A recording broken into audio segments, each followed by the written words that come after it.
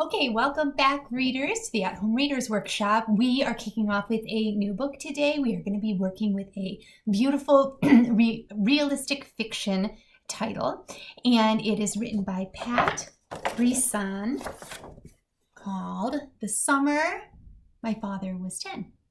All right, now before we begin our new book, this book is a really great one to practice visualizing with, and that means that you create a picture in your mind. I use all of my senses to connect to the characters, events, and ideas to help myself understand what I am reading.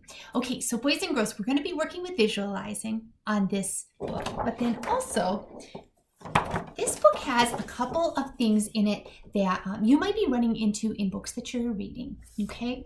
Now, the strategy we're going to work with today is called Where Am I? And you ask, how did I get there? This book has some time order words that you have to pay attention to. In the very beginning, you're going to see something called a flashback, which means that the reader is going to take you back in time and her father is going to be telling you about a memory. So I want you to listen as we begin our story today for some of those words that clue you in that we are changing the setting of the story. All right, so let's get started. This is called The Summer My Father Was 10.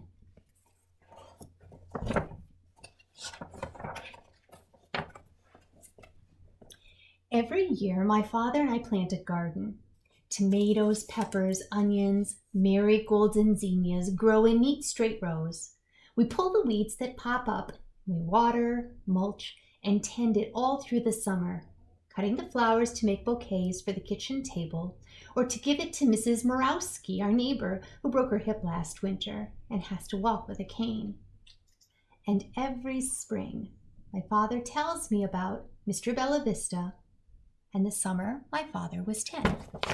All right, you can tell from the picture that her father is not 10 now, so that was the author's clue that we're headed back in time. Hang on tight, here we go. Mr. Bellavista lived alone in the third-floor apartment above my father and my grandmother. Plants grew all winter on his windowsill, and in the spring he trudged with his rake, garden fork, and trowel to the vacant lot next door to plant a garden. Some years he had to drag away old tires, broken bottles, and other trash before he could even start. And see the setting of this story? It looks like a place that might have canals and be on the water, kind of like where we live, or maybe by the ocean. The setting is really important in this story. Once his garden was planted, though, you could find him there every morning, weeding, watering, and watching over his plants.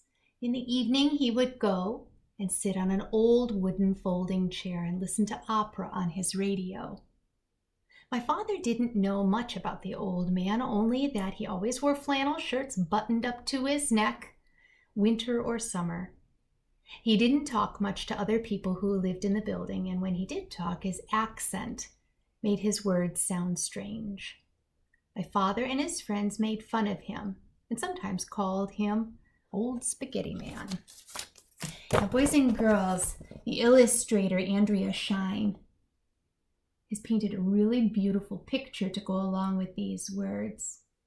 The words help you visualize too, and sometimes the author will even use words that help you with your other senses besides just what you would see where it was talking about the kinds of sounds you'd hear, like the opera coming from his radio.